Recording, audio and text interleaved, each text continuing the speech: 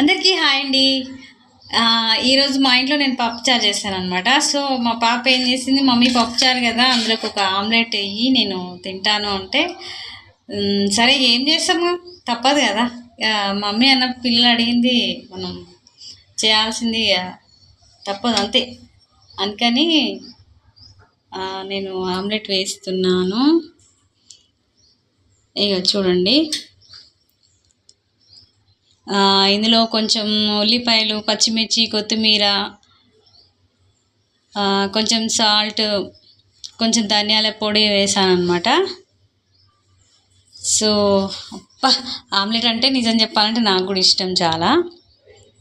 So చూస్తుంటేనే మీకు కూడా తినాలనిపిస్తుంది కదా. తప్పకుండా అందరికీ షేర్ చేస్తాను. తలా ఇంత తినేద్దాం, ఓకేనా? Okay, bye.